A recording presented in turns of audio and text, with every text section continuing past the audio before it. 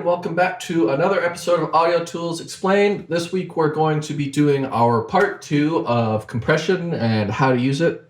Last week we went over some of the basic settings on a compressor, such as attack, release, ratios, functions like that. Today we're going to be going over some of the more basic ways to put these settings into use and actually get to use our compressors in a realistic setting.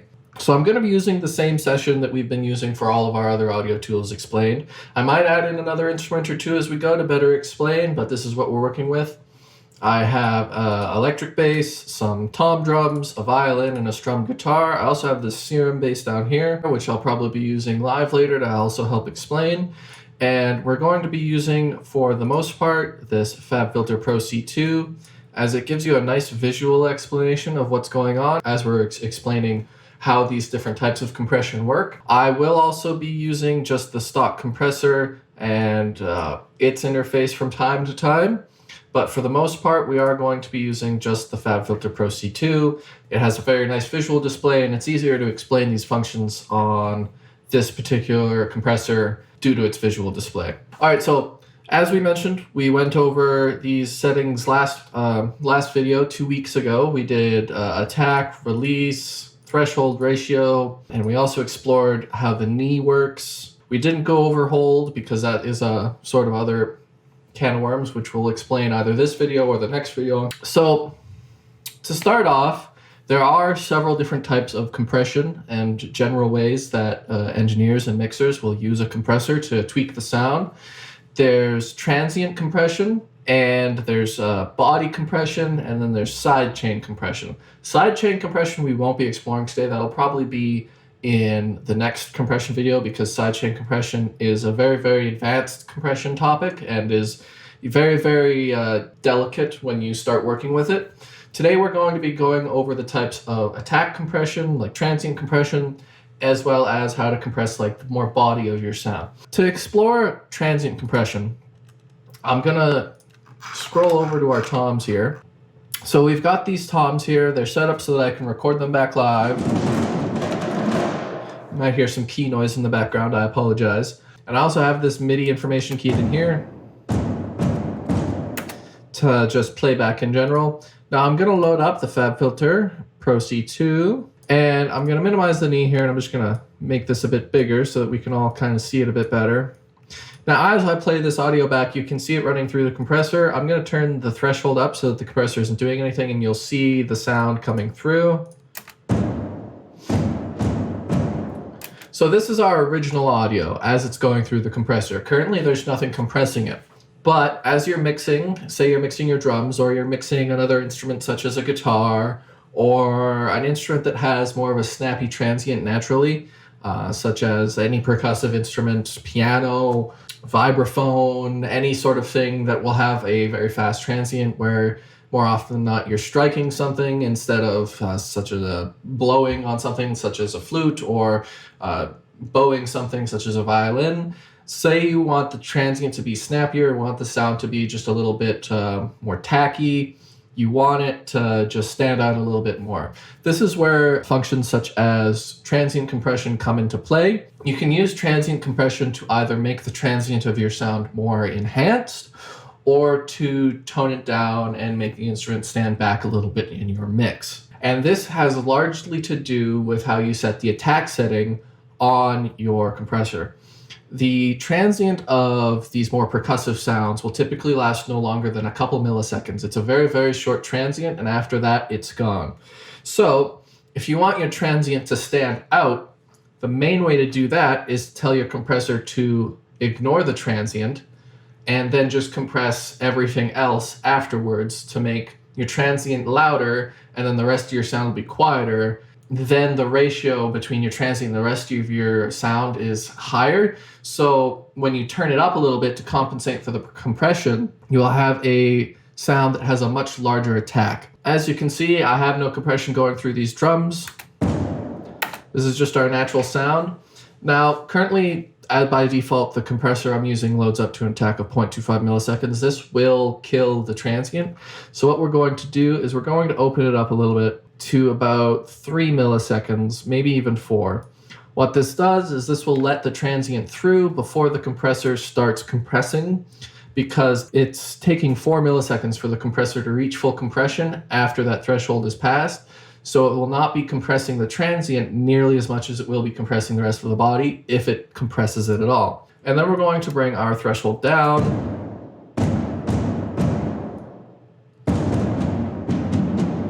We're going to do probably around 6 decibels of compression here, and I'm just going to zoom in on the view here to see it more. Now, if I bypass this, you can hear there's a bit of a difference already. It is a very subtle difference, and sometimes with compression it is hard to hear. But if I lower the threshold even more, you will hear the more accentuated compression.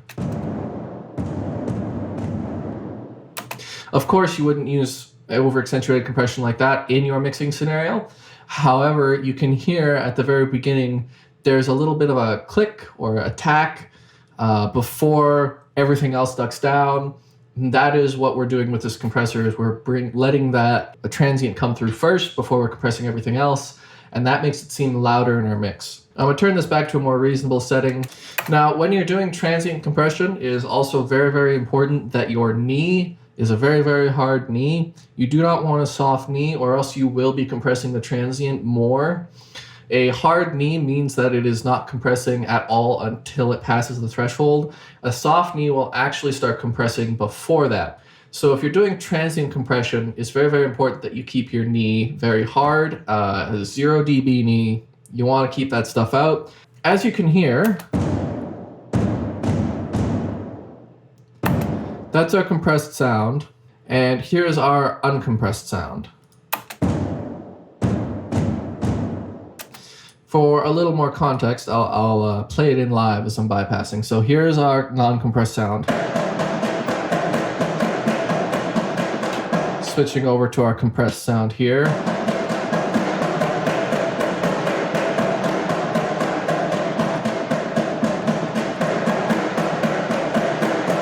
You can hear it has a little bit more bite to it. The body is also a little more accentuated because it is being compressed and the auto gain's turning it up.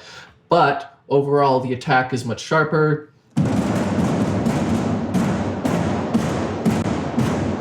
And you can hear that it stands out just a little bit more. Now, the other type of transient compression is where you want less of a transient on your sound. Your sound is standing out too much. Your snare, its attack is too loud, or perhaps your piano, you can hear a little bit too much of the initial twang of the string. You just want to get rid of that initial transient. So for this, all you're going to change is this attack setting here. You're just going to crush it down as low as you can go. You want it compressing as fast as it can, and then you also want the release to be fairly fast if you only want to compress the transient. Like I said, the transient will only usually last about 3 to 4 milliseconds. It's very, very fast. Most transient will actually be faster, down to 2, maybe even 1 millisecond, depending on your instrument. And if you don't want to compress the body of your sound, and you just want to notch that transient down, you want the release setting to be very, very fast. I'd say even 10 milliseconds. What this does is, like I said, it will make the transient stand out less. It will turn your sound from looking sharp and sounding sharp into more of a background noise. It'll make it stand out less in your mix. It'll go more towards the back. It'll make the transient less snappy. So it's actually the exact opposite of what we did with our last effect. Without it bypassed, we have just our regular sound. And now with us crushing that transient down.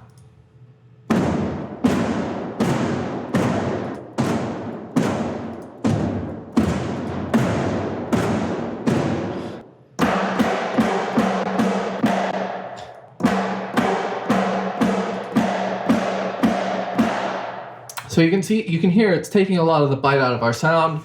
It's making it sound more flat and even instead of sharp and upfront. So those are the two main types of transient compression. Of course, if you want your sound to be compressed longer, say you want the transient to get the most amount of compression, but you also want the body to be compressed just a little bit because you want everything to be even out a bit more, you can bring this release knob up. A good rule of thumb is that you want your compressor to be done compressing before the next sound on that particular channel. So if I have it set where it is right now and I play a note, you want this compression to be all the way back up to 0 before the next note is triggered. This can be a little tricky to get, and with the faster sounds, and especially with the higher sounds like the hi-hat and these high tom clicks, because as you can see, they're very, very, very fast, and a lot of realistic writing would have them being played very, very fast. You do have to tweak around with your threshold as well as your release settings, but a good rule of thumb is that you want your compressor to be done compressing before the next sound triggers so that the compression from one sound is not being carried over to the next. The other kind of compression we'll explore is compressing your body and bringing it up to meet your transient. So to do this, we're going to do something very, very similar to what we did with our first transient compression, is we're going to ignore the transient. Now, this will compress the rest of the body. It will ignore the transient. But what we'll do is we'll set our release a little higher, and we'll turn our gain up to let the body come up and meet our transient. This will help flatten out the sound a bit more. And then you just play with your ratios and your threshold. As you can see, some of our compression is being carried over. So this kind of compression is more for just affecting the body. It's ignoring the transient. It will have the same type of effect as the first transient compression we did, where it brings the transient up a bit more, but will also help flatten out the body and give you a longer tail on the sound. So if you want the end of your sound to last a bit longer, you want to just come up a little bit, this is a good way to extend the sound out. This isn't something you do for really, really fast percussion such as this, because then you get stuff like that, and that's not really good. And one more quick type of compression we're going to explore is a method that I personally like to use, just overall compression, merging things together and getting everything to mesh together well. This could be considered a type of body compression like the last one was. What you do, and I would normally do this on my mastering chain after I do my transient control for the entire mix. I will set my ratio lower. It is generally a good idea to keep your ratios lower on mastering and have your higher ratios be mixing only. When you're mastering something, it's all about those small little changes that make the sound overall better. If you need to do really, really big changes in your mastering, you have made a mistake in your mixing, and you need to go back and fix that in your mixing phase and not your mastering phase. When you're in your mastering phase, everything should already sound relatively good. You just need a couple overall tweaks to the song to make it sound amazing. So this is something that I will do on my mastering chain specifically, is I will have the threshold set where it needs to be, and I will have my knee set relatively high to middle high so that I have a lot of knee to work with. It's a very, very soft knee. And I'll keep my ratio low, like 2-to-1, 2.5-to-1. And what I'll do is I will crank the attack up as high as I can, and I'll also crank the release up so that there's always just a little bit of compression going on. Now what this does is it will not affect like the transients or anything. However, a lot of compression will get carried over from one sound to the next. And I find personally that this is a great way to get your sound, your entire song, to just sound a bit more cohesive, because you're just doing a small amount of reduction on everything. You're helping balance out the dynamics of the song, and it brings some quieter sounds forward, and it tones down some louder sounds that necessarily don't need to be so loud. And if you do a couple decibels of gain reduction with something like this, it is a great way to just balance out your track. I'm gonna switch over to the mixing view and you can see what I mean. I'll load this up on just our stereo channel. All right, so I've got this loaded up. And I'm just gonna play back this little bit of MIDI we have here. Now, of course, I'm not working with a finished song, but this is just a general example. I'll play this back, I'll turn the solo off.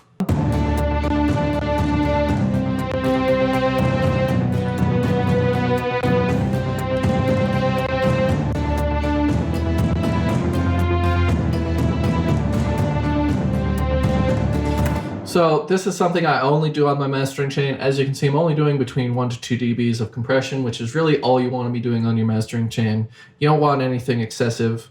You just want to be kissing it with the compression on the mastering chain. And if I go to my stereo channel here and I just switch between enabling and disabling this, you should be able to hear just the smallest difference in the sounds.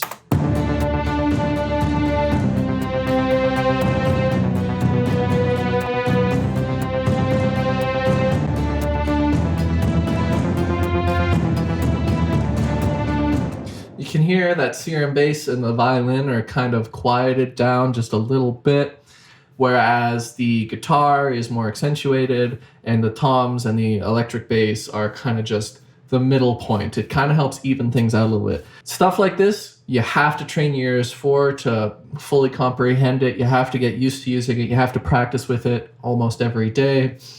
But that is kind of a beginning overview to certain types of compression, attack compression, controlling the body and the transient of your sound, as well as a basic sort of mastering compression style. I will normally pair this style with a more transient to focused compressor to help any sort of really loud transients that might randomly happen in the song, to avoid hitting the limiter, kind of bring them down in the track. And then I'll combine that sort of transient heavy control compressor with this style of compressor to kind of mesh things together in the mastering chain. I heavily recommend exploring compressors, getting used to working with them, trusting your ears. They are the most complex part of any sort of audio production. They're very, very complex and can help make or break your track if you know how to use them. So I hope you guys enjoyed that. The next one will kind of be going over sidechain compression, and we might go over some sort of mix bus or mastering bus compression again. So I hope you guys found this really informative. I will see you guys next week. We are going to be doing our composition breakdown of the Breath of the Wild trailer, which we released last week. So stay tuned. Have a good one, guys.